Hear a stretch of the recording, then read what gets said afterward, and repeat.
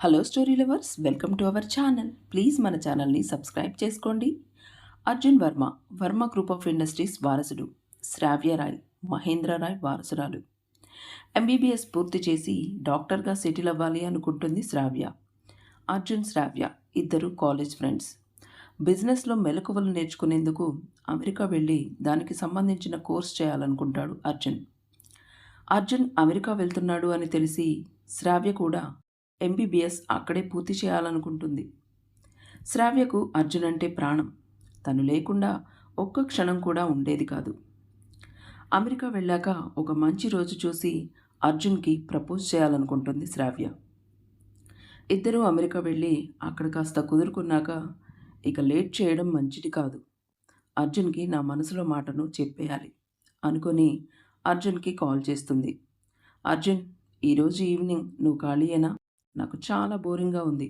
అలా ఔటింగ్కి ఎక్కడికైనా తీసుకెళ్ళవా నన్ను అంటుంది. ఔటింగ్కా? ఎక్కడికి వెళ్దాం?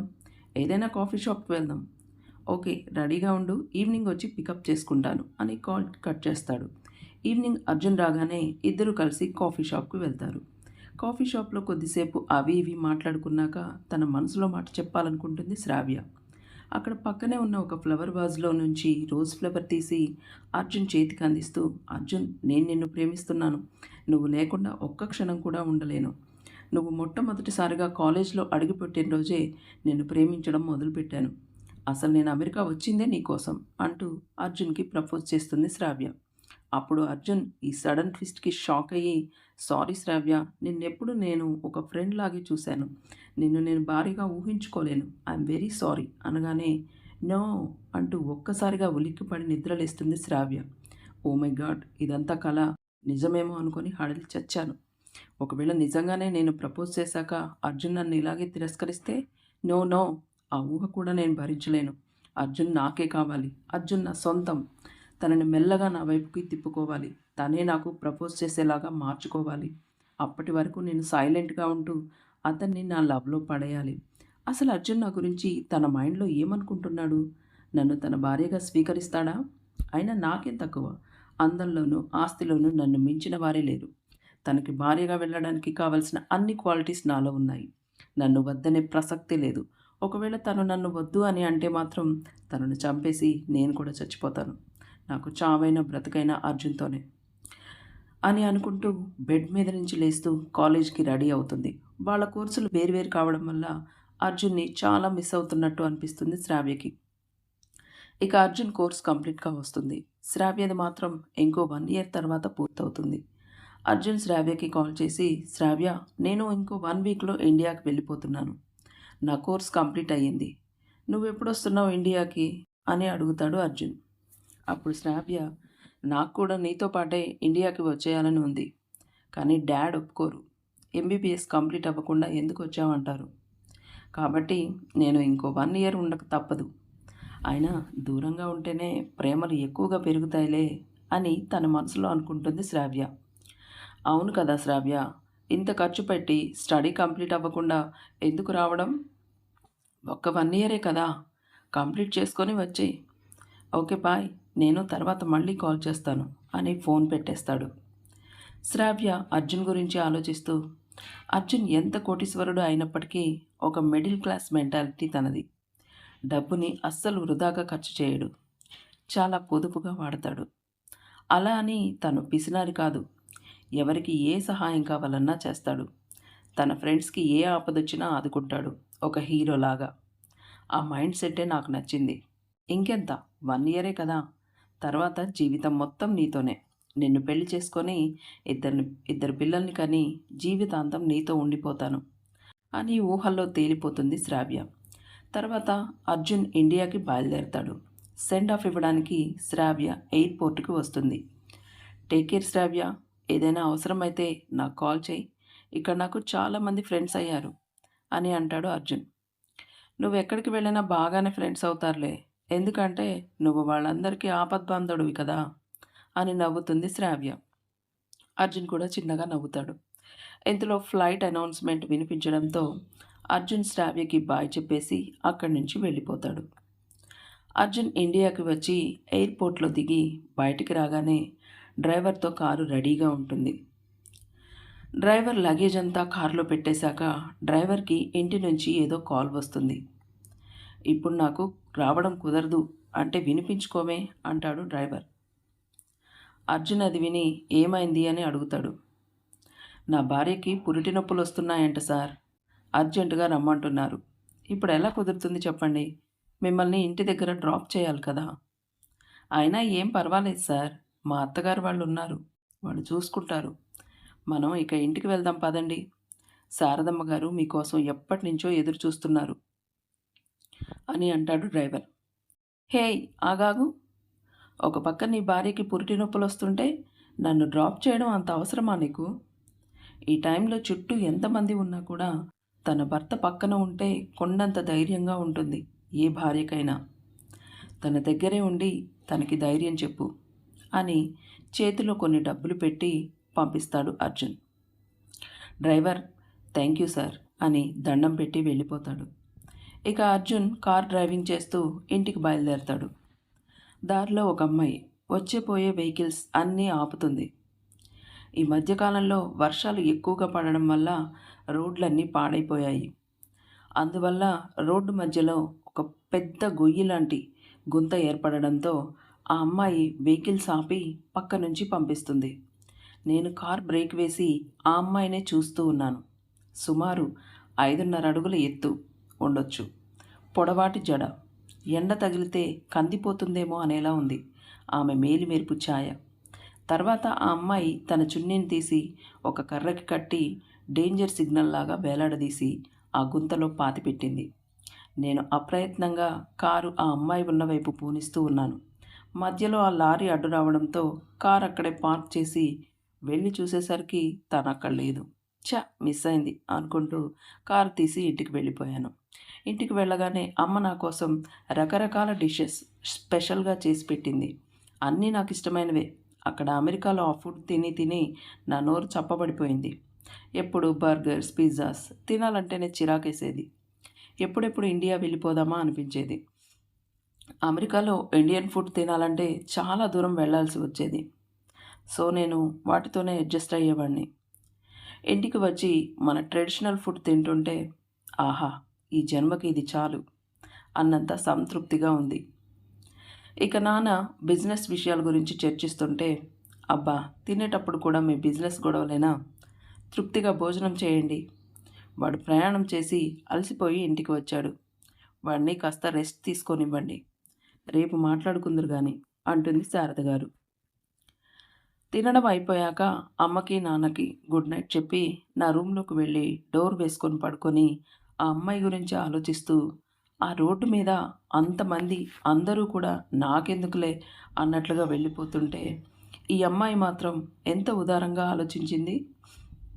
తనది ఎంత గొప్ప గుణం, తను ఎవరో ఏంటో మళ్ళీ ఎప్పుడు కనిపిస్తుందో అనుకుంటూ నిద్రలోకి జారుకున్నాడు అర్జున్. మరుసటి రోజు ఉదయం శారదమ్మ గారు అర్జున్తో గుడికి వెళ్ళాలి, కారులో డ్రాప్ చేయమంది. మళ్ళీ గుడిలో అదే అమ్మాయి తన పేరున అర్చన చేయించుకుంటూ కనిపించింది. పంతులు గారు, నా పేరు ధృతి, నేను మాస్టర్స్లో మంచి ర్యాంక్ తెచ్చుకున్నాను, అందుకే నా పేరున అర్చన చేయండి అంటుంది ధృతి. అర్చన అయిపోయాక ఆ అమ్మాయి వెళ్ళిపోతుంటే అర్జున్ కూడా శారదమ్మ గారిని వదిలేసి ఆ అమ్మాయి వెనక్కి వెళ్తూ ఉంటాడు. అర్జున్ ఎక్కడికి రా, ఇప్పుడే వస్తానుండమ్మా అనుకుంటూ ఆ అమ్మాయినే ఫాలో అవుతాడు. ధృతి స్కూటీ తీసి ఇంటికి వెళ్ళిపోతుంటే తను కూడా కారు తీసి ఫాలో అవుతాడు. ధృతి స్కూటీ పార్క్ చేసి తన ఇంట్లోకి వెళ్ళిపోయింది. అర్జున్ దూరంగా ఉండి ఆ అమ్మాయిని గమనిస్తున్నాడు. కొద్దిసేపటి తర్వాత తనకు తన అమ్మ గుర్తొచ్చి, హోష్ షిట్, అమ్మ గుడిలోనే ఉండిపోయింది కదా అని కార్ రివర్స్ చేసి ఫాస్ట్గా గుడికి వెళ్తాడు. గుడిలో ఎక్కడ చూసినా అమ్మ కనిపించలేదు. మళ్ళీ ఇంటికి వెళ్తాడు. ఇంట్లో సోఫాలో శారదమ్మ గారు సీరియస్గా కూర్చొని ఉంటుంది. అర్జున్ కంగారుగా అమ్మ దగ్గరికి వెళ్ళి పక్కన కూర్చొని, ఐఎమ్ వెరీ సారీ అమ్మా, అర్జెంట్ పని పడి వెళ్ళాను, మళ్ళీ నువ్వు గుర్తొచ్చి గుడికి వెళ్ళేసరికి అక్కడ నువ్వు లేవు. నీ అర్జెంట్ పని ఏంటో నేను చూస్తూనే ఉన్నాను లేరా, ఎవర్రా అమ్మాయి అని చెవి మెలేస్తూ అడిగింది శారదమ్మ గారు. ఏమో అమ్మా, ఎవరో ఏంటో నాకు కూడా తెలీదు. జస్ట్ నిన్ననే రోడ్డు మీద చూశాను ఆ అమ్మాయిని అని జరిగిన స్టోరీ అంతా తన తల్లికి చెప్తాడు. అంటే ఆ అమ్మాయిని నువ్వు ఇష్టపడుతున్నావా? అలాగే అనిపిస్తుందమ్మా. ఆ అమ్మాయి ఉండే ఇల్లు ఎక్కడో తెలిసింది. సో కొద్ది రోజులు ఆ అమ్మాయిని ఫాలో చేస్తూ తర్వాత చెప్తాను అంటాడు అర్జున్. దొంగ పడవ అంటూ మొట్టికాయ వేస్తుంది అర్జున్కి. శారదమ్మ గారికి తన కొడుకు గురించి బాగా తెలుసు. వాడు ఏ పని చేసినా కరెక్ట్గానే చేస్తాడని, కరెక్ట్ డెసిషనే తీసుకుంటాడని కొడుకు మీద చాలా నమ్మకం శారదమ్మ గారికి. ఇక టిఫిన్స్ చేసి తండ్రి ఆనందరావు గారు, అర్జున్ ఇద్దరూ కలిసి ఆఫీస్కి బయలుదేరతారు. అర్జున్ బిజినెస్ కోసం రేయింబవళ్ళు కష్టపడతాడు. తనకంటూ ఒక గుర్తింపు తెచ్చుకుంటాడు. అలాగే రోజురోజుకి ధృతి మీద ఇష్టం కూడా పెరుగుతుంది. ధృతిది మిడిల్ క్లాస్ ఫ్యామిలీ.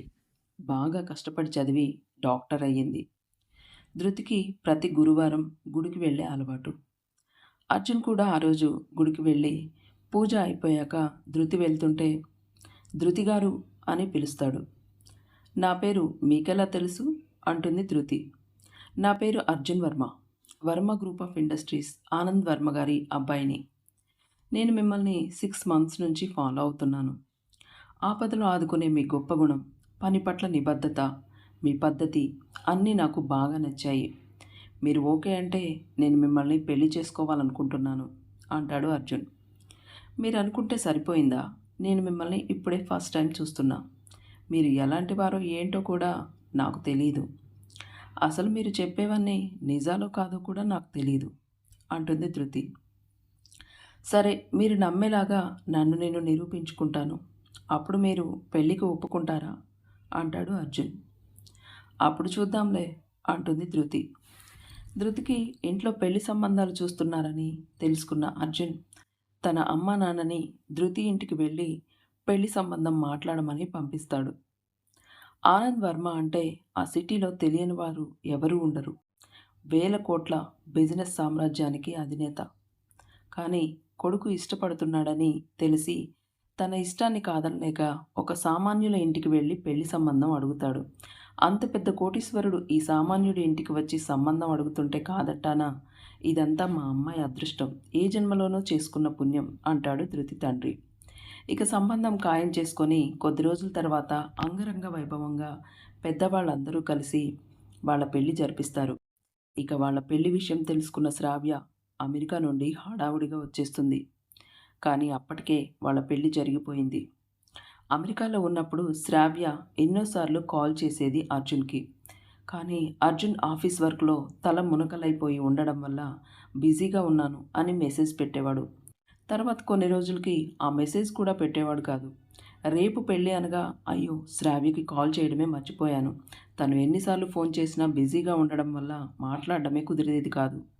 అర్జెంటుగా తనకి ఫోన్ చేసి నా మ్యారేజ్ విషయం చెప్పాలి అని కాల్ చేస్తాడు అర్జున్. కానీ శ్రావ్య ఫోన్ తీయలేదు. తనేదో బిజీగా ఉన్నట్టుంది. నా వెడ్డింగ్ కార్డ్ని సెండ్ చేస్తా అని ఫోన్లో వెడ్డింగ్ కార్డ్ని సెండ్ చేస్తాడు అర్జున్. శ్రావ్య మధ్యాహ్నం వచ్చిన మెసేజ్ని నైట్ వరకు చూడలేదు. ఫోన్ ఓపెన్ చేసి చూడగానే అర్జున్ మ్యారేజ్ ఇన్విటేషన్ కనిపిస్తుంది. శ్రావ్యకి కోపం కట్టలు తెంచుకుంటుంది. అంత క్లోజ్ ఫ్రెండ్ని కనీసం నాకు మాటైనా చెప్పాలనిపించలేదా అర్జున్? నీకోసం నేను ఎంత తపన పడుతున్నానో నీకు అర్థం కావట్లేదా? వస్తున్నా, నీ పెళ్ళి ఎలా జరుగుతుందో నేను చూస్తా అని హడావుడిగా ఫ్లైట్ టికెట్స్ బుక్ చేసుకొని బయలుదేరుతుంది. ఫ్లైట్ ఇండియాలో ల్యాండ్ అయ్యాక సరాసరి కళ్యాణ మండపానికే వచ్చేస్తుంది శ్రావ్య. వచ్చేసరికి అర్జున్ ధృతి మెడలో తాళి కట్టేస్తాడు. శ్రావ్య ఎర్రబడిన మొహంతో చూస్తూ ఛా, ఇంకొక 5 నిమిషాలు ముందు రావాల్సింది అనుకుంటూ చాలా ఇరిటేటింగ్గా చూస్తుంది. అంతలో శారద గారు శ్రావ్య దగ్గరికి వచ్చి, నువ్వు శ్రావ్య కదా, ఇంతకుముందు మా ఇంటికి ఒకసారి వచ్చినట్టున్నావు అంటుంది. అవునా ఆంటీ, నేను అర్జున్ ఫ్రెండ్ శ్రావ్యని అంటుంది. మా అబ్బాయి నీ గురించి చెప్పాడమ్మా, నువ్వు కూడా వాడితో పాటు అమెరికా వెళ్ళావని. ఇదేనా రావడం?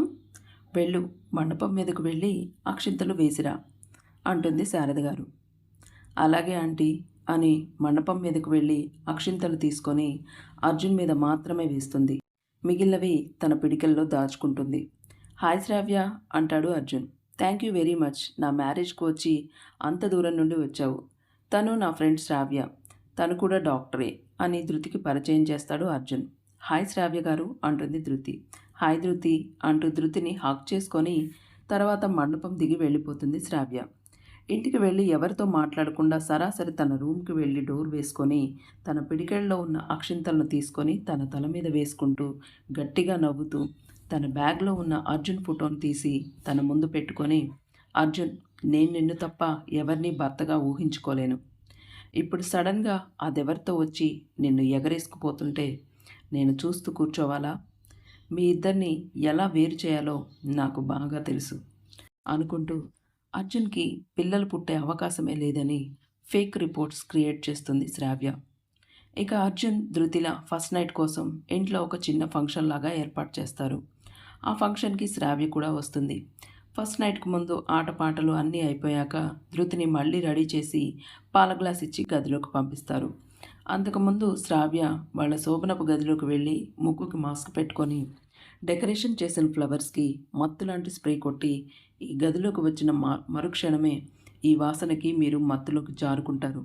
ఇక మీకు ఫస్ట్ నైట్ లేదు, ఏమీ లేదు అని నవ్వుకుంటూ ఆ గదిలో నుండి బయటకు వచ్చి మాస్క్ తీసి బ్యాగ్లో పెట్టుకొని అందరితో కలిసి ఎంజాయ్ చేస్తుంది.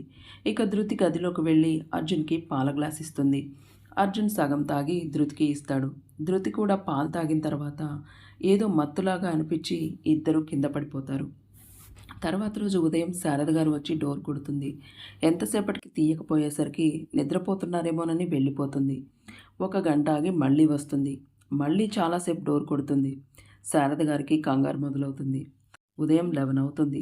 ఇంకా వీళ్ళు డోర్ ఎందుకు తీయట్లేదు అని మళ్ళీ డోర్ గట్టిగా కొడుతుంది. అప్పుడే మెల్లమెల్లగా మత్తులో నుంచి బయటకు వస్తుంటాడు అర్జున్. కనురెప్పలు బరువుగా తెరవలేని స్థితిలో ఉంటాడు. బలవంతంగా కళ్ళు తెరిచి చూస్తాడు. పక్కనే ధృతి కింద పడుకుని ఉంది. మెల్లగా అర్జున్ లేచి ధృతిని కూడా లేపుతాడు. ధృతి కూడా చాలా కష్టంగా లేచి, ఏమిటండి నేను ఇక్కడ పడుకున్నాను అంటుంది. అదే నాకు అర్థం కావట్లేదు ధృతి. నేను లేచేసరికి మనిద్దరం ఇలా క్రింద పడుకుని ఉన్నాం. ధృతి ఏదో అనుమానంగా చూస్తుంది. మా ఫస్ట్ నైట్ అంటే గిట్టని వాళ్ళు ఎవరో మాకు మత్తిచ్చి ఇలా నిద్రపోయేలా చేశారా అని అనుమానపడుతుంది. ఇంతలో బయట నుంచి శారద గారు అర్జున్ అర్జున్ అని గట్టిగా అరవడంతో ఇద్దరూ వెళ్ళి తలుపులు తీస్తారు. ఏంటమ్మా, ఎందుకంత గట్టిగా అరుస్తున్నావు అంటాడు అర్జున్. అరవడం కాదురా, మొత్తుకుంటున్నా గంట సేపటి నుంచి. ఎంతసేపటికి మీరు తలుపు తీయకపోయేసరికి నాకు చాలా కంగారుగా అనిపించింది. ఇప్పుడు టైం ఎంతో తెలుసా? ఆల్మోస్ట్ 12 అవుతుంది. అర్జున్ ఆశ్చర్యంగా, ఏంటి 12 అవుతుందా? అంత నిద్ర ఎలా పోయాం మేము అంటాడు. అర్జున్ వాళ్ళ బంధువుల అమ్మాయి ఒక ఆవిడ వచ్చి, నువ్వు పిన్ని, రాత్రంతా నిద్ర లేకపోతే నిద్రపోరా ఏంటి అని అంటుంది. సరే సరే, ఫ్రెష్ అయ్యి త్వరగా కిందికి రండి. పెళ్ళికి వచ్చిన వాళ్ళందరూ వెళ్ళిపోతామంటున్నారు. అందరూ మీకోసమే వెయిట్ చేస్తున్నారు అంటుంది శారద గారు. సరే అమ్మా, 10 నిమిషాల్లో మేము ముందుంటాం అని ఇద్దరు ఫాస్ట్గా రెడీ అయ్యి క్రిందకి వెళ్తారు. లంచ్ టైం అయ్యింది కాబట్టి అందరూ లంచ్ చేస్తూ ఉంటారు. ఇవాళ అర్జున్కి బ్రేక్ఫాస్ట్ లేదు, డైరెక్ట్గా లంచే అని అందరూ నవ్వుకుంటారు. అర్జున్ కూడా చిన్నగా నవ్వుతూ, నా మొహం, అసలు అక్కడ ఏం జరిగిందని అని మనసులో అనుకుంటాడు. బంధువులందరూ వెళ్ళిపోయాక అర్జున్ ధృతి రాత్రి జరిగిన దాని గురించి ఆలోచిస్తారు. ధృతి తనకున్న అనుమానాన్ని అర్జున్కి చెబుతుంది. అర్జున్ సీసీ కెమెరాల్లో చూస్తే ఏమైనా తెలుస్తుందేమోనని ల్యాప్టాప్ ఓపెన్ చేసి చూస్తాడు. కాసేపటికి అందులో ఎవరో ఒక వ్యక్తి మాస్క్ పెట్టుకొని వెళ్ళడం చూస్తాడు. ఇంకా జూమ్లో పెట్టి చూస్తాడు. ఆ రూమ్లోకి వెళ్ళిన వ్యక్తి మళ్ళీ బయటకొచ్చి మాస్క్ తీస్తుంది. అది శ్రావ్య. అవును, శ్రావ్యనే. శ్రావ్య ఎందుకు ఇలా చేసింది? నాకు చాలా గిల్టీగా ఉంది. అసలు ఎందుకు ఇలా చేసింది? వెళ్ళి డైరెక్ట్గా తననే అడుగుతా అని కోపంగా వాళ్ళ ఇంటికి బయలుదేరతాడు అర్జున్. శ్రావ్య అర్జున్ని చూసి ఆనందంతో మురిసిపోతూ, అర్జున్ ఇదేనా రావడం? రా రా అర్జున్, కూర్చో అనేలోపే చెంప చెల్లుమనిపిస్తాడు అర్జున్. ఎందుకు చేసావు ఈ పని అంటాడు అర్జున్. నువ్వు దేని గురించి మాట్లాడుతున్నావు అర్జున్ అంటుంది. ఏమీ తెలియనట్టు బుకాయించకు. సీసీ కెమెరాలో నీ బండారం మొత్తం బయటపడింది. చెప్పు, ఎందుకు చేసావు ఇదంతా అంటాడు. శ్రావ్యకి ఒళ్ళంతా చెమటలు పట్టి వణుకుతూ ఉంది. చెప్పు అని గట్టిగా అరుస్తాడు. శ్రావ్య అదిరిపడి చెప్తాను, చెప్తాను అని లోపలికి వెళ్ళి తను క్రియేట్ చేసిన ఆ ఫేక్ పేపర్స్ తీసుకొచ్చి అర్జున్‌కి చూపిస్తుంది. ఏంటివి అంటాడు అర్జున్. నువ్వు అమెరికాలో ఉన్నప్పుడు వెదర్ చేంజ్ వల్ల నీకప్పుడు హెల్త్ బాగాలేదు కదా! అందులో భాగంగా నీకు బాడీ చెకప్ చేయడం జరిగింది. అందులో బయటపడ్డ నిజం ఏమిటంటే నీకు పిల్లలు పుట్టే అవకాశమే లేదని. అప్పుడే చెబితే నువ్వెక్కడ బాధపడతావో అని ఈ నిజాన్ని ఇన్ని రోజులు నాలోనే దాచుకున్నాను. ఆ రోజు కళ్యాణ మండపానికి వచ్చి నీకు చెప్పేద్దామనుకున్నా. కానీ అప్పటికి నీ పెళ్లి జరిగిపోయింది. ఫోన్ చేస్తే పెళ్లి హడావుల్లో నువ్వు ఫోన్ కూడా తీయలేదు. ధృతికి ఎక్కడ అన్యాయం జరుగుతుందో అని అనిపించింది. ఇక చేసేదేం లేక రాత్రి మీ మంచి కోసమే అలా చేశానే తప్ప నాకు ఎలాంటి దురుద్దేశం లేదు అర్జున్ అంటూ మొసలి కన్నీరు కారుస్తుంది శ్రావ్య. అర్జున్ బాధగా నువ్వు చెప్పేది నిజమా అంటాడు. నేను నీకు అబద్ధం చెప్తానా అర్జున్? నువ్వు నమ్మాలంటే నేనేం చేయాలో చెప్పు. ఏం చేయడానికైనా సిద్ధమే అంటుంది. అర్జున్ ఏమీ మాట్లాడకుండా అక్కడి నుంచి బాధగా వెళ్ళిపోతాడు. శ్రావ్య తన పాచిక పారినందుకు పిచ్చి నవ్వు నవ్వుతూ ఆనందపడుతుంది. ఇక అర్జున్ ఆ రాత్రి ఇంటికి వెళ్లకుండా ఆఫీస్లోనే గడిపేస్తాడు. తెల్లవారుతుందనగా ఇంటికి వెళ్ళి ఫ్రెష్ అయ్యి సూట్ కేసులో కొన్ని బట్టలు సర్దుకొని నేను ఆఫీస్ పని మీద అర్జెంటుగా సింగపూర్ వెళ్తున్నాను. రావడానికి ఇంకో 10 రోజులైనా పట్టొచ్చు అని ధృతికి చెప్పి బయలుదేరతాడు. శారద, ఆనందరావు గారు వచ్చి కొత్తగా పెళ్ళైన వాడివి ఇలా ఆఫీస్ పనులంటూ ధృతిని విడిచిపెట్టి వెళ్ళిపోవడం ఏం బాగుంటుంది చెప్పు అని అంటుంది శారద గారు. ఆ ఆఫీస్ పనులేవో నేను మన మేనేజర్కి చెప్పి చేయిస్తానులేరా, నువ్వు మాత్రం కొన్ని రోజులు ధృతితో కలిసి ఎంజాయ్ చేయి అంటాడు ఆనందరావు గారు. లేదు నాన్న, అన్నీ అలా మేనేజర్కి వదిలేయలేం కదా, చాలా ఇంపార్టెంట్ ప్రాజెక్ట్, మనమే దగ్గరుండి చూసుకోవాలి. అది మీ ప్రెస్టేజ్కి సంబంధించిన ప్రాజెక్ట్ అని మొన్న మీటింగ్లో మీరే చెప్పారు కదా, దాన్ని తీసుకెళ్ళి మేనేజర్ చేతిలో ఎలా పెడతారు? ఆనందరావు గారు కాస్త ఆలోచనలో పడి, సరే అయితే మీరెలాగో హనీమూన్కి వెళ్ళలేదు కదా, నీతో పాటు కోడల్ని కూడా తీసుకెళ్ళు అంటాడు ఆనందరావు గారు. లేదు నాన్న, ధృతికి మంచి లైఫ్ ఇవ్వాలి అనుకున్నాను, కానీ నేను ఆ పని చేయలేకపోతున్నాను. తనకి డివోర్స్ ఇచ్చి మళ్ళీ తన కొత్త లైఫ్ని స్టార్ట్ చేయాలి. నా వల్ల తను అమ్మాయి అదృష్టాన్ని దూరం చేసుకోవడం నాకు ఇష్టం లేదు అని తన మనసులో అనుకుంటాడు అర్జున్. ఏం ఆలోచిస్తున్నావురా అంటారు ఆనందరావు గారు అర్జున్ చేతిలో ఫ్లైట్ టికెట్స్ పెడుతూ. నాన్న, ఇవెక్కడివి అంటాడు అర్జున్. ఒరేయ్, నేను మీ నాన్ననురా, నాకు రాత్రే తెలుసు నువ్వు సింగపూర్కి టికెట్స్ బుక్ చేసుకున్నావని. అందుకే ధృతికి కూడా నేను టికెట్ బుక్ చేశాను. ఇక ఇప్పుడు ఇద్దరూ కలిసి హ్యాపీగా ఎంజాయ్ చేసి రండి అంటారు ఆనందరావు గారు. ఇక అర్జున్ కూడా చేసేదేం లేక ధృతిని తీసుకొని సింగపూర్కి బయలుదేరుతాడు. ధృతికి అర్జున్ బిహేవింగ్లో ఏదో మార్పు కనిపిస్తున్నట్టుగా అనిపిస్తుంది. ఫ్లైట్లో, హోటల్లో, రూమ్లో చాలా తక్కువగా మాట్లాడుతుంటాడు. అర్జున్ ఒకరోజు నైట్ బాగా తాగేసి హోటల్ రూమ్కి వస్తాడు. ధృతి ముక్కుకి చెయ్యి అడ్డు పెట్టుకొని మీరు డ్రింక్ చేస్తారా అని అంటుంది. అవును, నేను డ్రింక్ చేస్తాను, ఏమైనా చేస్తాను, అడగడానికి నువ్వెవరివి అనుకుంటూ బెడ్ మీద వాలిపోతాడు. అసలు అర్జున్ ఎందుకు ఇలా బిహేవ్ చేస్తున్నాడు? అసలు ఏంటి ఇదంతా? నా బాధని ఎవరితో చెప్పుకోవాలి? ఎవరితో షేర్ చేసుకోవాలి? ఇంట్లో వాళ్ళకి చెప్పి వాళ్ళని బాధ పెట్టడం నాకు ఇష్టం లేదు. అసలు ఏం జరిగింది? ఏం జరుగుతోందో ఏమీ అర్థం కావట్లేదు. అన్నీ మెల్లగా తెలుసుకోవాలి. అర్జున్ సింగపూర్లో ఉన్న ఆ 10 రోజులు నైట్ డ్రింక్ చేసి రూమ్‌కి వచ్చేవాడు. ఒకరోజు ఆ మత్తులో వారిద్దరూ శారీరకంగా ఒకటయ్యారు. తెల్లవారి లేచాక అర్జున్ చాలా బాధపడ్డాడు. ఒక ఆడపిల్ల జీవితాన్ని నాశనం చేశాను. నాకసలు ఆ రైట్సే లేవు. ఇదంతా రాత్రులు నేను డ్రింక్ చేసి రావడం వల్లే జరిగింది. ఆ మత్తులో నేనేం చేస్తున్నానో కూడా నాకు తెలియలేదు. అసలు ఇంకెప్పుడు డ్రింక్ చేయకూడదు అని ఫ్రిడ్జ్‌లో ఉన్న బాటిల్స్ అన్నీ తీసుకెళ్ళి డస్ట్‌బిన్‌లో పడేస్తాడు. ఈ సమస్యకి ఎంత త్వరగా వీలైతే అంత త్వరగా ముగింపు పలకాలి అని అనుకుని ఇండియాకు బయలుదేరతారు ఇద్దరు. ధృతిని హాస్పిటల్ నుంచి పికప్ చేసుకోవడానికి ఆఫీస్ నుంచి బయలుదేరతాడు అర్జున్. ధృతి ఒక కేస్ స్టడీ గురించి తన కో డాక్టర్ ప్రకాష్తో డిస్కస్ చేస్తూ ఉంటుంది. అర్జున్ దూరం నుంచి చూసి వెళ్ళిపోతాడు. అలా 2, 3 సార్లు ఆ డాక్టర్తో కాస్త చనువుగా ఉండడం గమనిస్తాడు అర్జున్.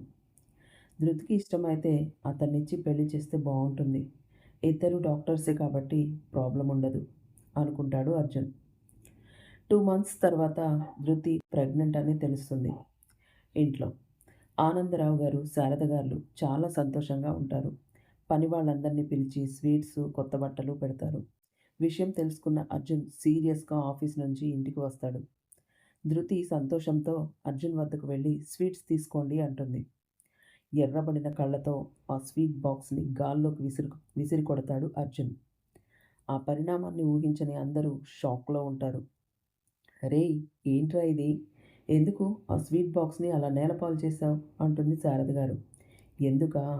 ఎందుకంటే దాని కడుపులో ఉన్న బిడ్డకు తండ్రిని నేను కాదు కాబట్టి, ఆ ప్రకాష్ కాబట్టి. నాకు చెబితే నేనే నీకు డివోర్స్ ఇచ్చి అతనితో పెళ్లి చేస్తాను కదా! ఛీ! నువ్విలాంటి పని చేస్తావని నేను కల్లో కూడా అనుకోలేదు" అంటాడు. "ఏం మాట్లాడుతున్నారు మీరు? డివోర్స్ ఏంటి? పెళ్ళేంటి? అసలేమైంది మీకు?" అంటుంది ధృతి. "ఏమైంది అని అమాయకంగా ఫేస్ పెడితే కరిగిపోతాననుకున్నావా? ఏంటో చెప్తానుండు" అని ఆ ఫేక్ రిపోర్ట్స్ తెచ్చి తన మొహం మీద పడేలాగా గాల్లోకి విసురుతాడు అర్జున్. కింద పడిన ఆ పేపర్స్ అన్నింటినీ తీసుకొని చూస్తుంది ధృతి. "చాలా? ఇంకేమైనా ఆధారాలు కావాలా?" అంటాడు అర్జున్. ధృతి వాటిని షాకింగ్‌గా చూస్తూ కళ్ళనీళ్లతో, "ఇవన్నీ నిరాధారాలు. నా కడుపులో ఉన్న బిడ్డకు ముమ్మాటికి తండ్రి మీరే" అంటుంది. అర్జున్ కోపంగా, "స్టాప్ దిస్ నాన్‌సెన్స్. నాకసలు పిల్లలు పుట్టే అవకాశమే లేదు. ఎవరి వల్ల వచ్చిన కడుపుకి నన్ను తండ్రిని చేయాలని చూడకు" అంటాడు అర్జున్. ధృతి ఏడుస్తూ, "ఇక ఆపండి. నా క్యారెక్టర్ గురించి, నా గురించి ఇంకొక మాట మాట్లాడితే నేనేం చేస్తానో నాకే తెలీదు. మీ అంతటికి మీరుగా వచ్చారు, నన్నిష్టపడ్డారు, పెళ్లి చేసుకున్నారు. ఇప్పుడు వేరే ఎవరో అబ్బాయితో నాకు అక్రమ సంబంధం అంటగట్టి, డివోర్స్ ఇచ్చి మళ్ళీ పెళ్లి చేస్తాడట. పెళ్లి చేసుకోవడం, మళ్ళీ పెళ్లి చేయడం అంతా మీ ఇష్టమేనా? నేనేమైనా యంత్రాన్నా? నేను ఒక మనిషినే. నాకు ఒక మనసుంటుంది. పవిత్రమైన మన బంధాన్ని అపవిత్రం చేసి ఇలా నిందలు వేస్తున్నారే! మీకిది న్యాయంగా ఉందా? అసలు నా కో-డాక్టర్ ప్రకాష్‌కి ఎప్పుడో పెళ్లయిపోయింది. అయినా ఒక అబ్బాయితో మాట్లాడినంత మాత్రాన మీలో మీరే ఏవేవో ఊహించుకొని ఇంత చీప్‌గా మాట్లాడతారా?" అంటుంది ధృతి. "నువ్వు ఎన్ని చెప్పినా సరే నీ కడుపులో ఉన్న బిడ్డకు తండ్రిని నేను కాదు, కాదు, కాదు" అంటాడు అర్జున్. శారద గారు వచ్చి, "రేయ్ నాన్నా! ఏంట్రా ఆ మాటలు? నీకు పిల్లలు పుట్టే అవకాశం లేకపోవడం ఏంట్రా? ఎవరు చెప్పారురా నీకివన్నీ? నట్టింట్లో ఆడపిల్లని ఏడిపించడం మంచి పద్ధతి కాదురా. ఆ ఉసురు మనల్ని జన్మ జన్మలకి పట్టి పీడిస్తుంది. నా మాట వినరా?" అని చెయ్యి పట్టుకొని అడుగుతుంది శారద గారు. ఆ మాటలేవి వినే పరిస్థితిలో లేని అర్జున్ శారద గారి చేతిని విసిరి కొడుతూ శ్రావ్యని కూడా పిలిపిస్తాడు. తనకు పిల్లలు పుట్టే అవకాశం లేదని శ్రావ్య కూడా చెప్పడంతో, "విన్నావా అమ్మా ఆధారాలు? సాక్ష్యాలు చూసావా? ఇంకా ఏమైనా కావాలా? అన్నీ నీ ముందు పెడుతున్నాను. ఇప్పుడేం సమాధానం చెప్తావు? రేయ్! ఒక్కోసారి మన కళ్ళే మనల్ని మోసం చేస్తాయిరా" అంటుంది శారద గారు. "సరే, మీరు చెప్పేది నిజమే అయితే ఇంకొకసారి టెస్ట్ చేయించుకోండి. కానీ ఆ శ్రావ్య సమక్షంలో కాదు. స్వయంగా నేనే దగ్గరుండి చేయిస్తాను" అంటుంది ధృతి. "అప్పుడు ఆ రిపోర్ట్స్ నీకు అనుకూలంగా మార్పించుకుంటావు కదా" అంటాడు అర్జున్. "అదే పని శ్రావ్య కూడా చేసుండొచ్చుగా. శ్రావ్యకి ఒక న్యాయం, ధృతికి ఒక న్యాయమా?" అంటుంది శారద గారు. "శ్రావ్యకి ఆ అవసరం లేదమ్మా. ఫేక్ రిపోర్ట్స్ క్రియేట్ చేయాల్సిన అవసరం శ్రావ్యకేంటి?" అంటాడు అర్జున్. శ్రావ్యకి అర్జున్ సపోర్ట్ చేసి మాట్లాడుతుంటే లోలోపల ఆనందంతో తబ్బిబ్బైపోతుంది శ్రావ్య. "సరే, ఇప్పుడేమంటావురా? మళ్ళీ టెస్టులు చేయించుకోవా?" అంటుంది శారద గారు. "చేయించుకుంటానమ్మా. కానీ మీరు చెప్పే చోటు కాదు. నాకు తెలిసిన ఒక డాక్టర్ ఉన్నారు. అతని దగ్గర చేయించుకుంటాను" అంటాడు అర్జున్. "సరే, అలాగే కానివ్వు" అంటుంది శారద గారు. డాక్టర్ దగ్గరికి వెళ్ళి టెస్టులన్నీ చేయించుకుంటాడు అర్జున్. రిపోర్ట్స్ రావడానికి ఇంకో 3 రోజులు పడుతుంది అని చెప్తారు. 2 రోజుల తర్వాత శ్రావ్య ఆ హాస్పిటల్‌కి వెళ్ళి ల్యాబ్ టెక్నీషియన్‌తో ఆ రిపోర్ట్స్ మార్చమని చెబుతుంది. "నీకు ఎంత డబ్బు కావాలన్నా ఇస్తాను" అని కొంత అమౌంట్ అతని చేతిలో పెట్టి వెళ్ళిపోతుంది.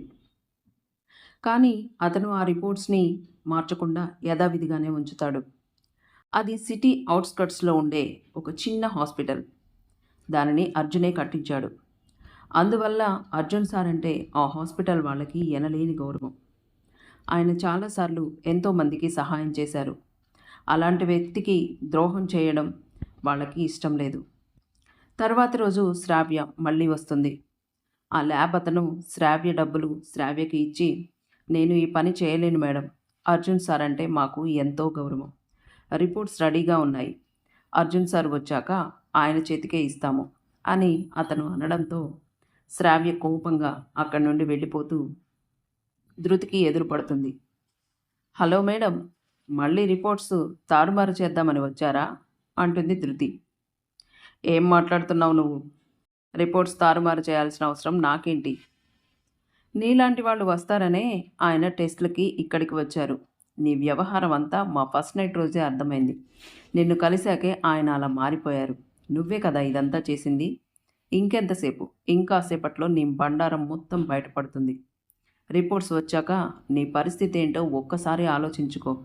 అర్జున్ చేతుల్లో నీకు ఎలా ఉంటుందంటే అది నీ ఊహకే వదిలేస్తున్నాను. శ్రావ్య హార్ట్ బీట్ వేగంగా కొట్టుకుంటుంది. తన వంశాంకురం మీదే మచ్చ వేసినందుకు మా అత్తగారైతే నిన్ను షూట్ చేసి పడేస్తారు. ఏంటి బెదిరిస్తున్నావా?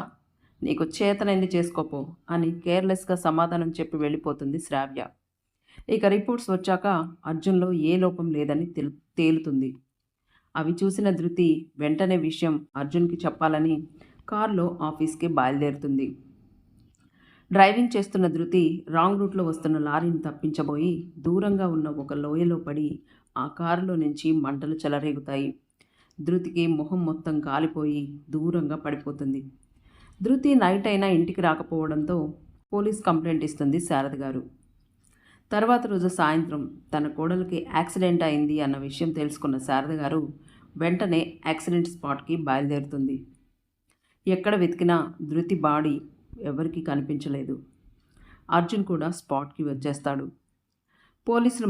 పోలీసులు వచ్చి మొత్తం వెతికాం మేడం, మీ కోడలు గారి బాడీ ఎక్కడా దొరకలేదు. ఏవైనా జంతువులు వచ్చి నోట కరుచుకొని వెళ్ళిపోయాయేమో. ఇక్కడ వైల్డ్ డాగ్స్ తిరుగుతున్నట్టు మాకు సమాచారం వచ్చింది. ఒకవేళ అవి కానీ బాడీని ఎత్తుకెళ్ళిపోయాయేమో అంటారు పోలీసులు. అది విన్న శారద గారు, అయ్యో కనీసం కోడలి కడసారి చూపు కూడా నోచుకోలేదు అని పెద్దగా ఏడుస్తుంటే అర్జున్కి కూడా బాధ అనిపిస్తుంది. తన అమ్మని ఓదారుస్తూ తీసుకెళ్ళి కారులో కూర్చోబెడతాడు. ఇంటికి వెళ్ళాక ధృతికి చేయాల్సిన శ్రాద్ధ కర్మలన్నీ చేసి హాల్లో ఒక పెద్ద ఫోటో పెట్టి దానికి దండ వేస్తారు.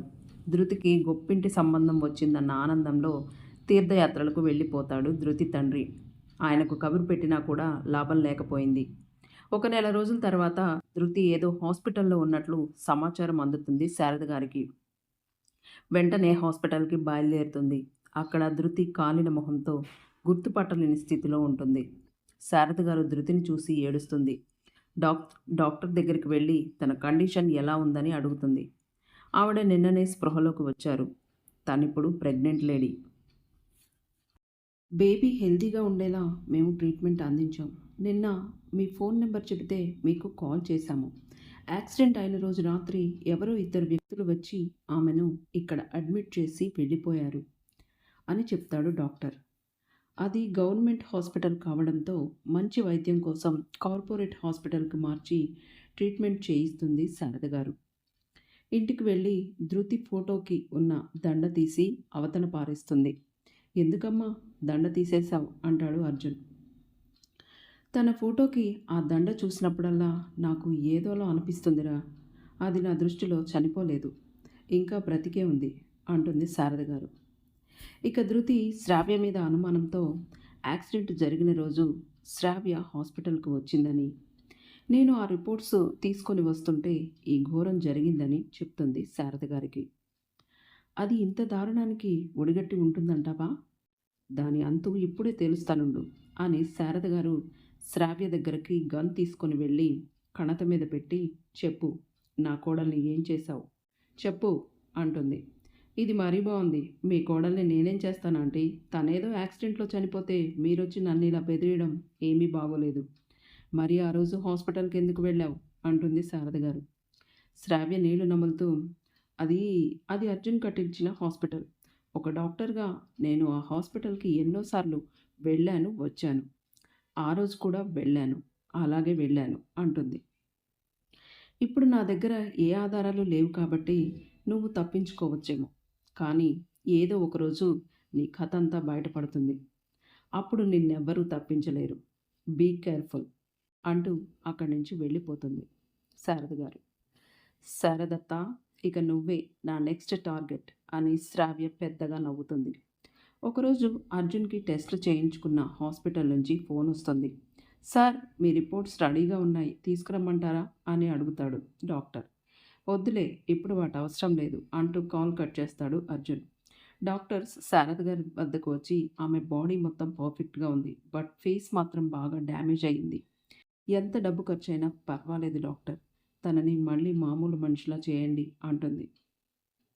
తన ఫేస్కి ప్లాస్టిక్ సర్జరీ చేయాల్సి ఉంటుంది.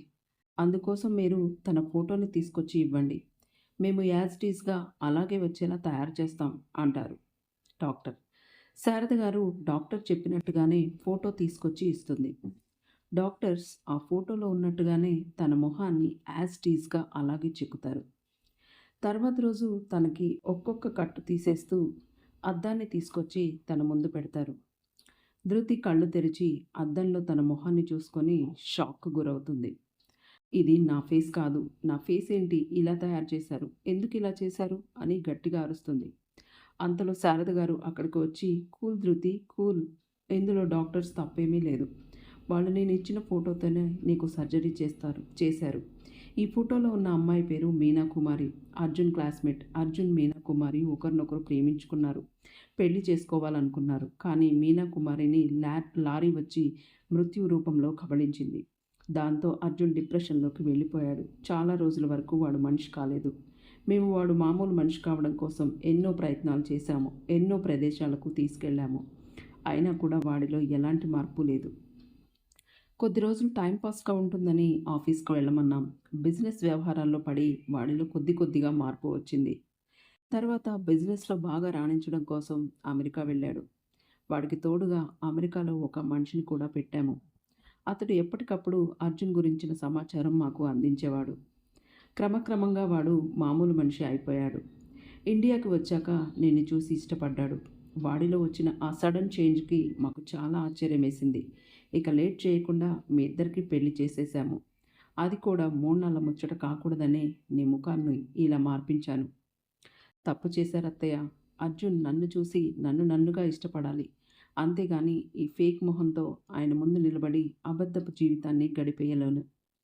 ఆ రోజు యాక్సిడెంట్ అవ్వకపోయి ఉంటే ఆ రిపోర్ట్స్ తీసుకొచ్చి ఆయన ముందు పెట్టేదాన్ని. ఉన్న ఒక్క ఆధారం కూడా మంటల్లో పడి బూడిదైపోయింది. ఇప్పుడు నేను నిజం చెప్పినా ఆయన నమ్మరు అంటుంది ధృతి. సరే, ఇక ఇంటికి వెళ్దాం పదవే అంటుంది శారద గారు. లేదత్తయ్య, నేను ఆ ఇంటికి రాలేను. ఇప్పటికే నా మనసు అంతా ముక్కలైపోయింది. అక్కడికి వస్తే ఆయన వేసిన నిందలే నాకు గుర్తొస్తుంటాయి. అసలు నేను ఈ ఊర్లోనే కాదు, ఈ దేశాన్ని విడిచిపెట్టి అమెరికా వెళ్ళిపోదాం అనుకుంటున్నాను. ఎందుకే అంత పెద్ద నిర్ణయం తీసుకున్నావు? నువ్వు అసలే ఇప్పుడు ఉట్టి మనిషివి కూడా కాదు. అక్కడికి వెళితే నిన్నెవరు చూసుకుంటారు? ఒంటరిగా ఎలా ఉంటావు? కనీసం డెలివరీ అయ్యేదాకైనా ఇక్కడే ఉండు. ఈ ఒక్కసారికి నా మాట విను అంటుంది శారద గారు. సరే, వింటా అత్తయ్య, కానీ ఆ ఇంటికి మాత్రం రాను. నీకు ఆ ఇంటికి రావడం ఇష్టం లేకపోతే నేను నీకు వేరే ఏర్పాట్లు చేస్తానులే. రోజు వచ్చి నేను నిన్ను చూసుకుంటాను అంటుంది శారద గారు. తర్వాత కొద్ది రోజులకి ధృతికి కవలలు పుడతారు. ఇద్దరు అబ్బాయిలే. అబ్బా, రామలక్ష్మణులాగా ఎంత ముద్దుగా ఉన్నారో అని సంబరపడిపోతుంది శారద గారు. ఇక 1 వీక్ తర్వాత అమెరికా వెళ్ళడానికి అన్ని ఏర్పాట్లు చేసుకుంటుంది ధృతి. ధృతి, నీకు ఇష్టమైతే నేను ఒక బిడ్డను పెంచుకుంటాను అని బిడ్డని ఎత్తుకుంటుంది శారద గారు. ఎప్పటికైనా వీళ్ళిద్దరేనే మిమ్మల్ని కలిపేది అంటుంది శారద గారు. ధృతి వాడి తలనెమురుతూ, వీడు మీ వంశాంకురం అత్తయ్య, వీడి మీద సర్వ హక్కులు మీకుంటాయి, అలాగే తీసుకెళ్ళండి అంటుంది ధృతి. శారద సంతోషిస్తుంది. శారద గారు బిడ్డను తీసుకొని ఇంటికి వెళ్ళిపోయాక, ఎవరమ్మా ఈ బిడ్డ అంటాడు అర్జున్. శారద గారు కంగారుగా, వీడిని మదర్ తెరీసా అనాథాశ్రమం నుండి తీసుకొచ్చానురా. ధృతి లేకుండా ఈ ఇంట్లో ఉండాలంటే నాకు చాలా బాధగా ఉంది. ఆ బాధను మర్చిపోవడం కోసమే ఈ పిల్లాన్ని దత్తత తీసుకున్నాను అంటుంది. శారద గారు, ఓ అలాగా, మంచి పని చేసావమ్మా, నీకు కూడా మంచి టైంపాస్ అవుతుంది అని బాబుని ఎత్తుకొని, భలే క్యూట్గా ఉన్నాడు కదా అమ్మ బాబు అంటాడు అర్జున్. శారద గారు ఊపిరి పీల్చుకొని, అవునరా అంటుంది. ధృతి తన ఊరే కాదు, పేరు కూడా మార్చుకుంటుంది. పాస్పోర్ట్లో తన పేరు మేఘమాలగా రాయించుకుంటుంది. ఇక ధృతి అమెరికా వెళ్ళాక బాబుని చూసుకుంటూ డాక్టర్కి సంబంధించిన ఎన్నెన్నో కోర్సులు చేస్తూ సర్జరీలతో బిజీగా ఉంటూ నెంబర్ 1 డాక్టర్గా పేరు తెచ్చుకుంటుంది. ఇంకా పిల్లల పేర్లు లక్కీ, విక్కీ అని ముద్దుగా పిలుచుకుంటారు. లక్కీ మీద బాగా ప్రేమ పెంచుకుంటాడు అర్జున్.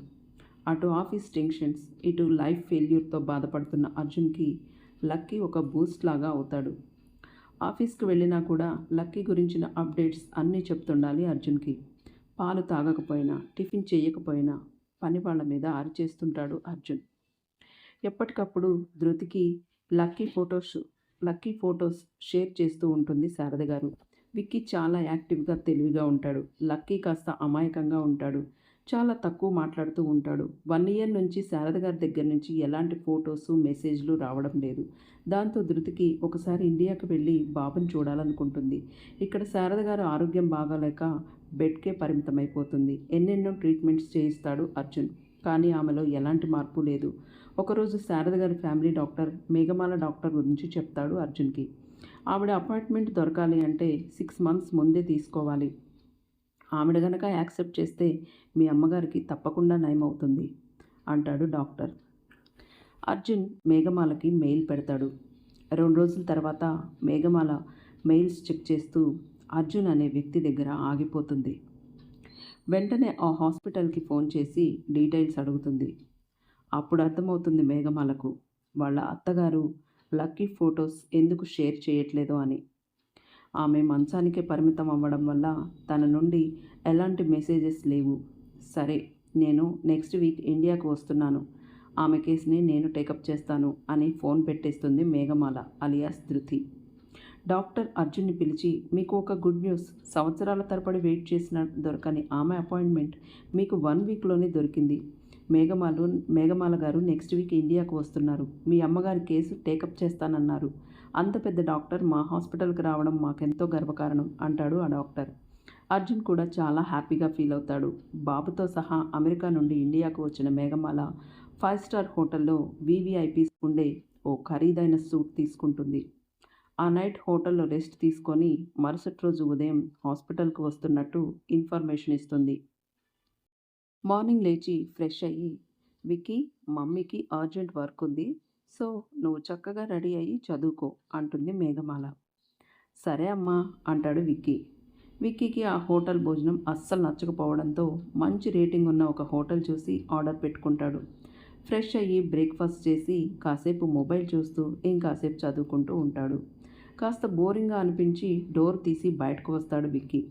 పక్క సూట్లో ఎవరో ఒక అబ్బాయి ఉండడం గమనిస్తాడు విక్కీ. కానీ వాడు ఎప్పుడూ బయటికి రాడు.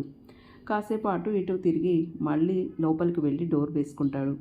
ఇక హాస్పిటల్కు వస్తున్న మేఘమాలకు స్వాగతం పలికేందుకు డాక్టర్స్ అందరూ వరుసగా నిలబడతారు. అదే హాస్పిటల్లోనే శ్రావ్య కూడా పనిచేస్తుంది. మేఘమాల నడుచుకుంటూ వస్తుంటే అందరూ బొకేస్తో వెల్కమ్ చెప్తారు.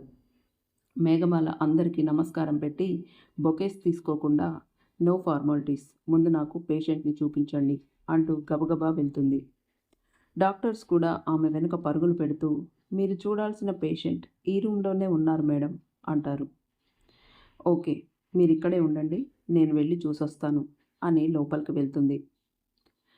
లోపలికి వెళ్ళిన మేఘమాల తన అత్తగారిని చూసి బాగా ఎమోషనల్ అవుతుంది. స్పెడ్స్ తీసి కళ్ళనీళ్ళు తుడుచుకుంటూ శారద గారి కాళ్లకు నమస్కారం పెడుతుంది.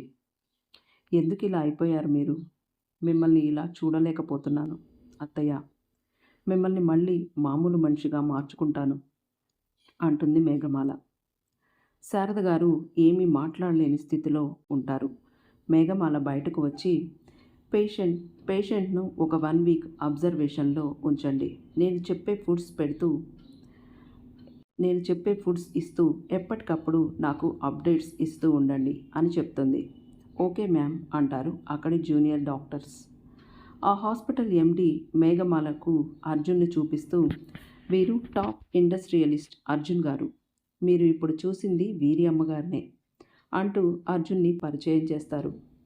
స్మైలింగ్ ఫేస్తో నమస్కారం పెడుతుంది మేఘమాల. అర్జున్, శ్రావ్య ఇద్దరు షాక్లో ఉంటారు. ఆమె అచ్చుగుద్దినట్టు మీనాకుమారిలాగే ఉండడం చూసి అర్జున్కి ఒక్కసారిగా తన గతం కళ్ళ ముందు కదలాడుతుంది. మళ్ళీ తనని తానే సముదాయించుకొని మేఘమాలకు నమస్కారం చేస్తాడు.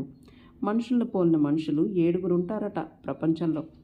ఈవిడ రెండో ఆవిడ అనుకుంటా అంటుంది శ్రావ్య అర్జున్తో. అర్జున్ ఏమీ మాట్లాడడు. మేఘమాల తన అపాయింట్మెంట్స్ ముగించుకొని హోటల్ రూమ్కి వెళ్ళేసరికి నైట్ అవుతుంది. విక్కీ చక్కగా స్నానం చేసి మొబైల్లో జీకే క్వశ్చన్స్ ప్రాక్టీస్ చేస్తూ ఉంటాడు. తన అమ్మ రాగానే అమ్మ అనుకుంటూ గట్టిగా హక్ చేసుకుంటాడు. విక్కీ బంగారం, డిన్నర్ చేసావా అంటుంది మేఘమాల. లేదమ్మా, నువ్వు వచ్చాక ఆర్డర్ పెడదామని ఇంకా తినలేదు. నువ్వు ఫ్రెష్ అయ్యిరా, ఈలోపు నేను ఆర్డర్ పెడతాను అంటాడు విక్కీ. సరే అని విక్కీ బుగ్గను లాగి ముద్దు పెట్టుకొని టవల్ తీసుకొని వాష్రూమ్ వైపు వెళ్తుంది మేఘమాల. తను ఫ్రెష్ అయి వచ్చేలోగా వంటకాలన్నీ డైనింగ్ టేబుల్ మీద సర్దేస్తాడు విక్కీ. అమ్మ, డిన్నర్ రెడీ అని డైనింగ్ టేబుల్ వైపు చూపిస్తాడు. వావ్, భలే సర్దావు నాన్న అంటూ విక్కీని మెచ్చుకొని ఇద్దరూ కలిసి భోజనం చేస్తారు. విక్కీకి కథ చెబుతూ పడుకోబెట్టి తాను కూడా బాగా అలసిపోవడంతో నిద్రలోకి జారుకుంటుంది. తర్వాత రోజు కొన్ని అపాయింట్మెంట్స్ ఉండడం వల్ల మార్నింగే రెడీ అయ్యి వెళ్ళిపోతుంది మేఘమాల. సర్జరీ అయిపోయాక మళ్ళీ కార్ దగ్గరికి వస్తుంటే ఎవరో ఒక అమ్మాయి జుట్టంతా చెదిరిపోయి ఒళ్ళంతా చెమటలతో పరిగెత్తుకుంటూ వచ్చి మీనా మీనా అంటూ పిలుస్తుంది. మేఘమాల ఒక్క క్షణం ఆగి నా పేరు మీనా కాదు మేఘమాల అంటుంది. ఓ సారీ మేడం అంటుంది ఆ అమ్మాయి. ఇట్స్ ఓకే అని కారు ఎక్కబోయి మళ్ళీ వెనక్కు తిరిగి ఎక్స్క్యూజ్ మీ అంటూ ఆ అమ్మాయిని పిలిచి మీనాకుమారికి యాక్సిడెంట్ అయింది కదా అంటుంది మేఘమాల. లేదు మేడం, యాక్సిడెంట్ కాదు, అది మర్డర్. యాక్సిడెంట్లా చిత్రీకరించారు అంటుంది ఆ అమ్మాయి. వాట్? యాక్సిడెంట్లా చిత్రీకరించారా? ఎవరు? శ్రావ్య అర్జున్ మీద ప్రేమతో తన ప్రేమకు అడ్డొస్తున్నందుకు లారీతో యాక్సిడెంట్ చేయించింది. ఇదంతా నీకెలా తెలుసు? నేను కూడా వాళ్ళ క్లాస్మేట్నే మేడం. శ్రావ్య ఆ యాక్సిడెంట్ చేయించిన వాళ్ళతో మాట్లాడుతుంటే నేను విన్నాను. అప్పటి నుంచి నా మీద పగబట్టి నన్ను చిత్రహింసలకు గురి చేస్తుంది. ఈ నిజాన్ని ఎవరికీ చెప్పనీయకుండా నాకు పిచ్చి అని ప్రచారం చేసింది. నాకు ఏవో ఇంజెక్షన్స్ ఇస్తూ మెంటల్ హాస్పిటల్లో చేర్చింది. నా జీవితాన్ని సర్వనాశనం చేసింది అని చెప్తుంటే వెనుక నుండి ఎవరో కారులో మెంటల్ హాస్పిటల్ వాళ్ళు వచ్చి కళ్యాణి కళ్యాణి అంటూ పరుగు పరుగున వచ్చి ఈ అమ్మాయి పిచ్చిది మేడం అని తనని లాక్కెళ్ళిపోయారు. మేఘమాలకు శ్రావ్య గురించి ఇప్పుడు పూర్తిగా అర్థమవుతుంది. కారులో కూర్చొని శ్రావ్య గురించి ఆలోచిస్తూ నువ్వు ఎంత ఉన్మాదివి శ్రావ్య, నీ వల్ల నా కుటుంబం మొత్తం చిన్న భిన్నమైపోయింది. నీ వల్ల నేను చాలా కోల్పోయాను. నా క్యారెక్టర్ మీద నిందలు వేయించావు. నన్ను అర్జున్ని వేరు చేసి రాక్షసానందం పొందావు. ఇక నీ నుంచి ఎవ్వరినీ బలి కానివ్వను. ఈ మేఘమాల అంటే ఏంటో నీకు రుచి చూపిస్తాను. నేను ఎంత కోల్పోయానో అంతకు 10 నువ్వు కోల్పోయేలా చేస్తాను అంటుంది మేఘమాల. 4 డేస్ అవుతుంది. హాస్పిటల్ నుంచి అత్తమ్మ గురించిన అప్డేట్స్ ఏమీ రాలేదు. అంటే అక్కడ శ్రావ్య ఏదో చేసి ఉంటుంది. రేపు నేనే స్వయంగా హాస్పిటల్కి వెళ్ళాలి. అక్కడ అత్తమ్మ పరిస్థితి ఎలా ఉందో ఏంటో అనుకుంటూ చీకటి పడడంతో హోటల్ రూమ్కి వెళ్ళిపోతుంది. అక్కడ విక్కీ పక్క సీట్లో ఉన్న అబ్బాయి బయటికి రావడంతో వాణ్ణి చూస్తూ నువ్వేంటి అచ్చు నా అలాగే ఉన్నావు, నీ పేరేంటి అని అడుగుతాడు. నా పేరు లక్కీ. మా నాయనమ్మకు హెల్త్ బాగోలేక ఇక్కడ దగ్గరలో ఉన్న హాస్పిటల్లో జాయిన్ చేశారు మా డాడీ. అందుకే నేను ఇక్కడ హోటల్ రూమ్లో ఉండాల్సి వస్తుంది. మా డాడీ నా కోసం 2 మెయిడ్స్ని పెట్టాడు. వాళ్ళు నన్ను అస్సలు బయటకు రానివ్వట్లేదు. మరి ఇప్పుడు ఎలా వచ్చావు? వాళ్ళిద్దరూ ఫోన్లలో బిజీగా ఉన్నారు. కాసేపు బయట గాలి పీల్చుకుందామని ఇలా వచ్చాను. హో అలాగా అంటాడు విక్కీ. అంతలో మెయిడ్స్ నుంచి పిలుపు. ఓకే బాయ్, మళ్ళీ మనిద్దరం రేపు కలుసుకుందాం అనుకుంటూ విక్కీ లక్కీ ఇద్దరు గబగబా వారి రూమ్స్లోకి వెళ్ళిపోతారు. ఆ మెయిడ్స్ లక్కీ నిన్ను బయటకు వెళ్ళొద్దని చెప్పాం కదా, ఆయన కూడా ఎందుకు వెళ్ళావు అనుకుంటూ డోర్ వేసేస్తారు. వెళ్ళి చదువుకుందు కానీ పదా అని బుక్ ఇచ్చి కూర్చోబెట్టి మళ్ళీ వాళ్ళు ఫోన్లలో బిజీ అయిపోతారు. అర్జున్ ఇంటికి రాగానే వాళ్ళిద్దరూ ఫోన్లు అక్కడ పడేసి ఒకళ్ళు కిచెన్లో వంట చేస్తూ ఇంకొకళ్ళు లక్కీకి చదువు చెప్తూ ఉంటారు. అర్జున్ కోపంగా ఆ మెయిడ్స్ని పిలిచి లక్కీ ఏంటి చాలా నీరసంగా కనిపిస్తున్నాడు, మీరు వీడికి అన్ని టైంకి ఇస్తున్నారా లేదా అని అడుగుతాడు అర్జున్. ఇస్తున్నాం సార్, కానీ తనే ఏమీ తినట్లేదు, ఏం పెట్టినా వద్దంటున్నాడు అని చెప్తారు. కానీ నిజానికి ఆ మెయిడ్స్ లక్కీకి ఫుడ్ కూడా సరిగా పెట్టరు. మీ నాన్నకి ఏమైనా చెప్పావో కొడతామని బెదిరిస్తారు. అందువల్ల లక్కీ ఏం మాట్లాడు, భయంగా వాళ్ళ నాన్ననే పట్టుకొని ఉంటాడు. ఏంట్రా లక్కీ, నువ్వు తినకుండా ఇలా నీరసంగా ఉంటే ఎలా చెప్పు?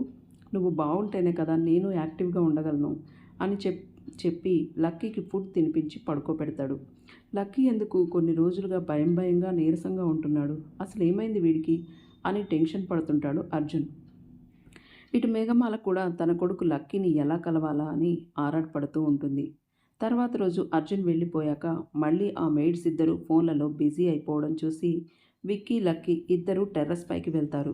లక్కీ చాలా డల్‌గా ఉంటాడు. "ఎందుకు ఏమైంది లక్కీ? అలా డల్‌గా ఉన్నావు" అని అంటాడు విక్కీ. అప్పుడు ఆ మెయిడ్స్ గురించి చెప్తాడు లక్కీ. "నువ్విలా అమాయకంగా ఉంటే వాళ్ళు అలాగే బిహేవ్ చేస్తారు. ఒక పని చెయ్యి, మనిద్దరం ఒకేలాగా ఉంటాం కాబట్టి నువ్వు మా ఇంటికి వెళ్ళు, నేను మీ ఇంటికి వెళ్తాను. సరేనా?" అంటాడు విక్కీ. ఈ ఐడియా లక్కీకి కూడా బాగా నచ్చి సరే అలాగే చేద్దాం అంటాడు లక్కీ. మెయిడ్స్ చూడకుండా రూమ్‌లోకి వచ్చి బుక్ తీసి చదువుతున్నట్టుగా నటిస్తూ వాళ్ళు చేసే పనులన్నీ వీడియో తీసి అర్జున్ రాగానే అర్జున్‌కి చూపిస్తాడు. విక్కీ, అర్జున్‌కి పట్టరాని కోపం వస్తుంది. "మీకు ఎంత ధైర్యం? నా కొడుకుని బెదిరిస్తారా? వాడికి కనీసం ఫుడ్ కూడా పెట్టకుండా భయపెడతారా? ఇప్పుడే మీ ఇద్దరిని అరెస్ట్ చేయిస్తాను. చిన్న పిల్లాడి పట్ల ఇంత అమానుషంగా ప్రవర్తిస్తారా?" అంటాడు. అప్పుడు ఆ మెయిడ్స్ అర్జున్ కాళ్ళ మీద పడి, "తప్పైంది సార్. మమ్మల్ని వదిలేయండి. మమ్మల్ని అరెస్ట్ చేయించొద్దు. ఇంకెప్పుడు మీ కళ్ళకు కూడా కనిపించం" అని వేడుకుంటారు. అయినా కూడా అర్జున్ కరగడు. "నా కొడుకును క్షోభపెట్టిన మీరు శిక్ష అనుభవించాల్సిందే" అని పోలీసుల్ని పిలిపించి అరెస్ట్ చేయిస్తాడు. విక్కీని బ్రేక్‌ఫాస్ట్ కోసం బయటికి తీసుకెళ్తాడు అర్జున్. విక్కీ మెనూ చూసి చకచకా ఏమేం కావాలో ఆర్డర్ ప్లేస్ చేస్తాడు. ఆర్డర్ వచ్చాక దోసని ఒకేసారి మడతబెట్టి నోట్లో కుక్కేస్తాడు. అర్జున్ నవ్వేస్తూ "లక్కీ ఏంటి ఈరోజు కొత్తగా బిహేవ్ చేస్తున్నాడు" అనుకుంటాడు అర్జున్. కానీ అలా ఉండడం అర్జున్‌కి బాగా నచ్చుతుంది. ఇక మేఘమాల దగ్గర ఉన్న లక్కీ చక్కగా డైనింగ్ టేబుల్ దగ్గర కూర్చొని ఫుడ్ మీద పడకుండా ఒక క్లాత్ వేసుకొని, చేతికి అంటనివ్వకుండా స్పూన్ పట్టుకొని నీట్‌గా తింటాడు. మేఘమాల కూడా "విక్కీ ఏంటి ఈరోజు కొత్తగా కనిపిస్తున్నాడు" అనుకొని "వావ్! టేబుల్ మేనర్స్ బాగానే నేర్చుకున్నావు విక్కీ. కీప్ ఇట్ అప్" అంటుంది మేఘమాల. ఆ రోజు నైట్ లక్కీ తన అమ్మ దగ్గర, విక్కీ తన తండ్రి దగ్గర పడుకుంటారు. లక్కీకి మేఘమాల బాగా నచ్చుతుంది. తనని అస్సలు విడిచిపెట్టకుండా తన దగ్గరే ఉండాలనిపిస్తుంది. ఈవిడ మా అమ్మ అయితే ఎంత బాగుంటుందో అనుకుంటాడు లక్కీ. ఇక మేఘమాల శారద గారు ఉన్న హాస్పిటల్‌కు వస్తున్నట్టు మెసేజ్ ఇస్తుంది. అర్జున్ కూడా హాస్పిటల్‌కి వస్తాడు. మేఘమాల చాలా సీరియస్‌గా హాస్పిటల్‌కి వచ్చి పేషెంట్ కండిషన్ ఎలా ఉంది అని అడుగుతూ లోపలికి వెళ్తుంది. శారద గారు మొన్నటి కన్నా బాగా నీరసించిపోయి ఉన్నారు. "నేను సిఫార్సు చేస్తున్న ఫుడ్స్ పెడుతున్నారా?" అని కోపంగా అడుగుతుంది మేఘమాల. "ఆ! పెడుతున్నాం మేడం" అంటారు డాక్టర్స్. అందులో శ్రావ్య కూడా ఉంది. "మరి పెడితే నాకెందుకు ఫీడ్‌బ్యాక్ ఇవ్వట్లేదు?" "లేదు మేడం, మీకు రోజూ ఫీడ్‌బ్యాక్ ఇస్తున్నాం. ఆ పని శ్రావ్య గారే చూసుకుంటున్నారు" అని అంటారు అక్కడ ఒక డాక్టర్. శ్రావ్య వైపు చూస్తుంది మేఘమాల. "నేను ఫీడ్‌బ్యాక్ ఇచ్చాను మేడం. బట్ మిస్ అయిందేమో" అని వణుకుతున్న గొంతుతో అంటుంది శ్రావ్య. "మిస్ కావడం ఏంటి? నువ్వు నాకసలు ఎలాంటి అప్డేట్స్ ఇవ్వలేదు. వాళ్ళు పేషెంట్లు అనుకుంటున్నావా? లేక ఖైదీలు అనుకుంటున్నావా? నీ ఇష్టం వచ్చినట్టు ప్రవర్తించడానికి. ఇంత నిర్లక్ష్యంగా ఉండే నువ్వు ఒక డాక్టర్‌వా? పేషెంట్ల ప్రాణాలతో ఆడుకోవడానికి నీకు సిగ్గుగా లేదా? నీలాంటి వాళ్ళ వల్లే కదా జనాల్లో డాక్టర్స్ పట్ల ఉన్న గౌరవం పోతుంది" అని లెఫ్ట్ అండ్ రైట్ ఇస్తుంది మేఘమాల. హాస్పిటల్ సీనియర్ డాక్టర్ వచ్చి "నువ్వు ఇంతకుముందు ఇలాంటి మిస్టేక్స్ చాలా చేశావు. అయినా కూడా ఎప్పటికప్పుడు ఎక్స్క్యూజ్ చేస్తూ వస్తున్నావు. మళ్ళీ ఈరోజు శారద గారి పట్ల ఇంత నిర్లక్ష్యంగా ఉన్నావు. నేను నీకు శారద గారికి సంబంధించిన కొన్ని ముఖ్యమైన పేపర్స్ కూడా ఇచ్చాను కదా, మేఘమాల గారికి సెండ్ చేయమని. చేశావా? నీ వాలకం చూస్తుంటే అవి కూడా సెండ్ చేసినట్లు లేదు. అవునా? చెక్ ద సీసీటీవీ ఫుటేజ్" అంటాడు ఆ సీనియర్ డాక్టర్. సీసీటీవీ ఫుటేజ్లో ఆ పేపర్స్ అన్నీ చింపేసి డస్ట్‌బిన్‌లో పడేస్తున్నట్టుగా కనిపిస్తుంది. అర్జున్‌తో సహా అందరూ షాక్ అయి చూస్తారు. శ్రావ్యని అక్కడే పీక పిసికి చంపేయాలన్నంత కోపం వస్తుంది అర్జున్‌కి. ఏమి ఆశించి చేస్తున్నావు శ్రావ్య ఇదంతా?" అంటాడు అర్జున్. "చెప్పు" అని గట్టిగా అరుస్తాడు అర్జున్. శ్రావ్య ఒక్కసారిగా అదిరిపడుతుంది. ఏమీ మాట్లాడకుండా అలాగే నిల్చుంటుంది. "ఏమి ఆశించి చేస్తుందో నేను చెప్తాను అర్జున్ గారు" అంటుంది మేఘమాల. అందరూ మేఘమాల వైపు ఆశ్చర్యంగా చూస్తారు. మేఘమాల కళ్యాణి అని పిలుస్తుంది. ఎక్కడో వెనుక నుండి ఈ కళ్యాణి వస్తుంది. "ఈ కళ్యాణి ఏంటి ఇక్కడుంది? ఇది మెంటల్ హాస్పిటల్‌లో కదా ఉండాల్సింది. ఇక్కడికి ఎలా వచ్చింది" అని అనుకుంటుంది శ్రావ్య. "మెంటల్ హాస్పిటల్‌లో ఉండాల్సిన అమ్మాయి ఇక్కడికి ఎలా వచ్చిందా అని అనుకుంటున్నావా?" అంటుంది మేఘమాల శ్రావ్యతో. కళ్యాణి చాలా పేదింటి అమ్మాయి. బాగా కష్టపడి చదివి గొప్ప స్థాయికి రావాలని ఎన్నో కలలు కంది. కానీ ఈ శ్రావ్య చిమ్మిన విషానికి తను బలైపోయింది అంటుంది మేఘమాల. "అవును" అని కళ్యాణి వచ్చి అందరి ముందు శ్రావ్య గురించి చెప్తుంది. అర్జున్ మీద ప్రేమతో మీనా కుమారిని హత్య చేయించినట్టుగా చెబుతుంది. అప్పుడు అర్జున్, నేను నిన్ను ఎంతలా నమ్మాను అంటే నా ఇంట్లో వాళ్ళని కూడా దూరం చేసుకున్నాను నీ వల్ల. నిన్ను నమ్మినందుకు నా మీద నాకే అసహ్యంగా ఉంది. ఛీ, నీతో మాట్లాడాలి అంటేనే కంపరంగా ఉంది అంటాడు. ఇక ఆ హాస్పిటల్ ఎండీ వచ్చి, హత్యలు చేసేవాళ్ళు డాక్టర్ వృత్తికి పనికిరారు. నీకు ఇప్పుడే డాక్టర్షిప్ రద్దు చేస్తున్నాను. నిన్ను ఏ హాస్పిటల్లో కూడా జాయిన్ కానివ్వను అంటాడు. తర్వాత మీనా కుమారిని హత్య చేసినందుకు గాను శ్రావ్యని పోలీసులు అరెస్ట్ చేస్తారు. వాళ్ళ స్టైల్లో ట్రీట్మెంట్ ఇచ్చాక తన దుర్మార్గాలన్నీ బయటపెడుతుంది శ్రావ్య. అవన్నీ విన్న పోలీసులు అవాక్కైపోతారు. అసలు ఈమె మెంటల్ కండిషన్ కూడా సరిగా లేనట్టుంది అని ఒక సైకియాట్రిస్ట్ని పిలిపిస్తారు. ఆ సైకియాట్రిస్ట్ శ్రావ్యని బాగా గమనించి, శ్రావ్యకి చిన్నతనంలోనే తన తల్లి చనిపోయింది. తండ్రి ఉన్నా లేనట్టే ఎప్పుడూ బిజినెస్ వ్యవహారాలంటూ అసలు తన కూతురు ఏం చేసినా పట్టించుకునేవాడు కాదు. అందువల్ల శ్రావ్యకి ఏది మంచి ఏది చెడు చెప్పేవాళ్ళు లేక తన ఇష్టానుసారం ప్రవర్తించింది. తన ప్రేమకు ఎవరు అడ్డు వచ్చినా వాళ్ళని చంపుకుంటూ ఒక ఉన్మాదిలా తయారైంది. మీనా కుమారిని చంపాక ఆమెకు హత్యలు చేయడం చాలా తేలికైపోయింది. అదే తరహాలో ధృతిని కూడా చంపింది. వాళ్ళ నాన్న పెళ్లి సంబంధాలు చూస్తున్నాడని వాళ్ళ నాన్నని కూడా అడ్డు తొలగించుకుంది. తర్వాత శారద గారు అడ్డొస్తున్నారని ఆమెని మంచానికే పరిమితం అయ్యేలా చేసింది. ఇంకా కళ్యాణి లాంటి వాళ్ళు కూడా అంటాడు ఆ సైకియాట్రిస్ట్. అర్జున్ కూడా స్టేషన్కి వచ్చి సైకియాట్రిస్ట్ చెప్పింది మొత్తం విని విస్తుపోయాడు. శ్రావ్య ఇంత క్రూరంగా ఆలోచించిందా అనుకుంటాడు.